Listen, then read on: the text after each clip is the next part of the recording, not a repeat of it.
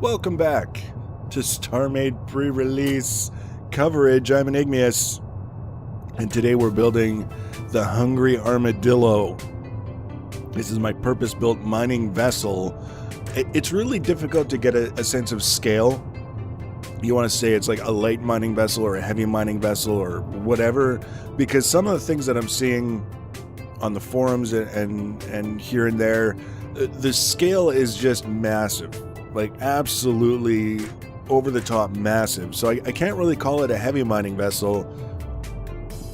But for people who are just kind of playing the game and assembling things block by block, the old-fashioned way, I would say this is probably a light to medium vessel. If I was just starting in the game and I had one of these, I'd be pretty happy with what it was capable of. The goal here is that I want to be able to mine planets and or asteroids with an increased degree of efficiency compared to what I've had up to this point. And a lot of that is just learning how to make better use of the systems. There was some mistakes that I was making and some misunderstandings about how things work that was kind of holding me back that I've sorted out.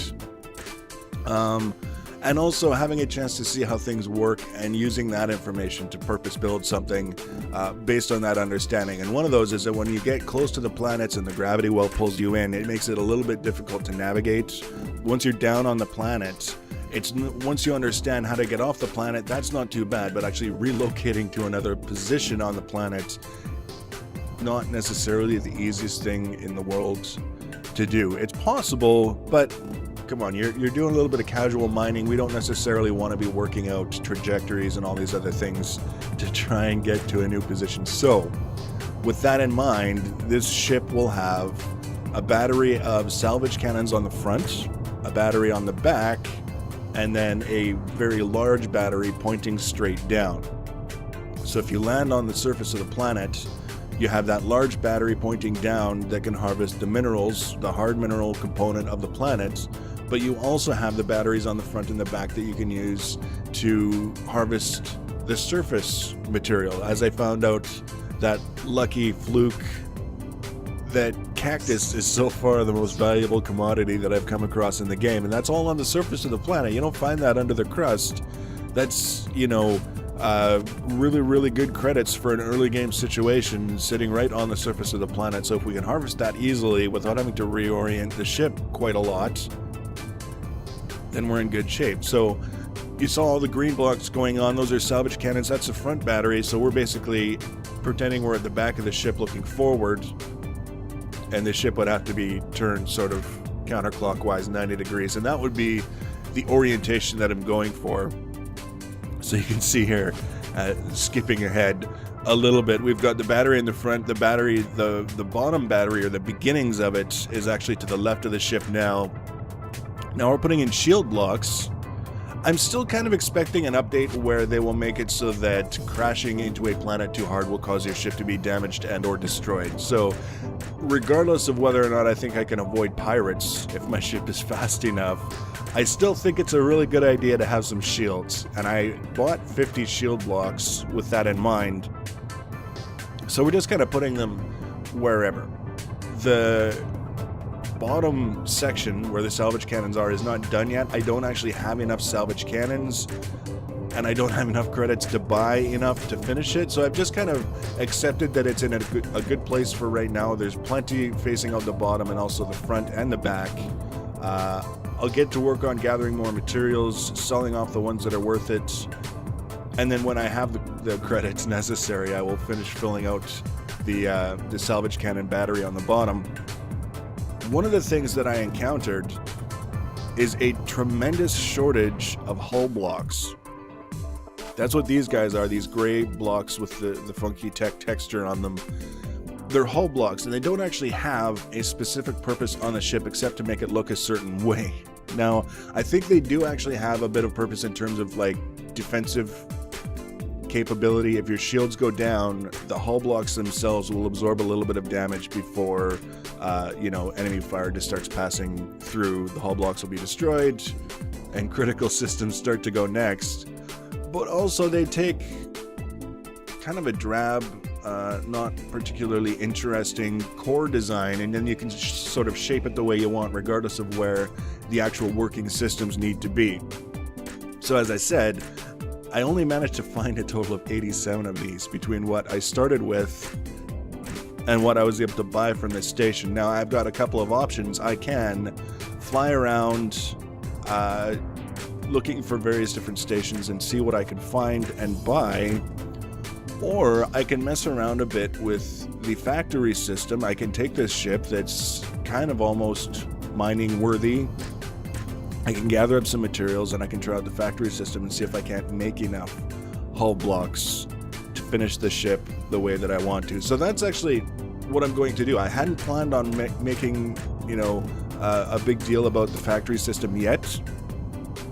I had planned on just doing this mining vessel and then a combat vessel and then just call it done until the game releases or a major update comes along. But I think in this case, using a factory to build hull blocks would probably be a straightforward enough task that I could get a feel for actually how it works and talk a little bit about it. So that's what we're going to do in order to finish this ship off, is make the rest of the hull blocks we need. They might not be gray. I might have to change them to a different color based on what's available as I go around. But the thought occurred to me is probably the best and least tedious way, as opposed to flying around to different stations looking for more hull blocks to buy, because that would just be awful. So you can kind of maybe get a bit of an idea where we're going with this. I don't really want it to necessarily look like Boba Fett's ship, but whether I want it to or not, it's maybe starting to look a little bit like that. All I can really do is carry on once I get the hull blocks to change things up and see exactly how I want it to work. Now, the other major thing that sort of was very important to this ship, but also caused me some difficulty in terms of bugs and crashes, is the cockpit system. Now, you have your main ship core when you build a ship. That's the first thing that you have to put down. You put that down, it gets you to name the ship, and then you can just start building onto it with whatever you want. That's sort of like your main cockpit. If you want to face a different direction, you need to add cockpits. Now, I just added one there. You can see that little white dot there was sort of indicating the direction that that particular cockpit is going to face. We're going to put another one here. So, for example, I've got the main cockpit, the ship core, facing the exact opposite of the one that I just placed. The ship core is on the side that I'm looking at, or will be looking at if I kept going all the way around. So having those other cockpits allows you to get views from other ship sides that you wouldn't be able to see from the main cockpit. So when we're talking about mining, we want to be able to see what's going on with our mining lasers, so we know if we want to keep going with the mining or if we've done as much as we can with the lasers in the position they're in. So we put in cockpits. Really, really straightforward, sort of concept. We're about to put the last one in there. So that's the one I'll face out the back. And then basically the main ship core faces upwards, and that's the direction that the ship will fly in. So based on that, that's how we're going to place the thrusters now. The issue that I encountered is that sometimes you switch to a different cockpit, and you're in the cockpit, but you're not oriented the way the cockpit is supposed to be facing. And if you keep doing that, if you keep swapping around to different cockpits, usually it precipitates a crash, which kind of is a little bit counterproductive. Alpha, it's going to happen. I'm not really worried about it. But the main thing is I just wanted to get enough of the ship done that I could go and sort of do a little bit of a test fire. And as soon as I started test firing it crashed. And then I was out of time. I didn't have time to reboot the game and kind of get things sorted out and figure out what was going on and get more footage of it actually working. So we will do that in the next episode. We're going to gather some stuff. We're going to try and set up a very small factory to make hull blocks for us, finish off this vessel, and then get down to the business of making our combat vessel. I'm having a lot of fun with this. It's sort of taking all the tech things that I've been involved in with modern Minecraft and sort of taking them to the next level in terms of the rules and the way things have to go together. So, I wish we had a more comprehensive demo. You can see it's kind of glitchy on the top there. But the next episode is definitely when we will start taking a look at how this thing functions. We got a little bit of a laser test there. We've got plenty of laser power. We've got plenty of coverage to mine large areas. Now we just need we just need to be able to shoot them without crashing, which will happen. So I hope you're enjoying. Feel free to leave your comments and feedback below. If you want to be notified when I add another video, you can subscribe to my channel and or follow me on the Twitters at Enigmius1. Thanks for watching, guys, and take care.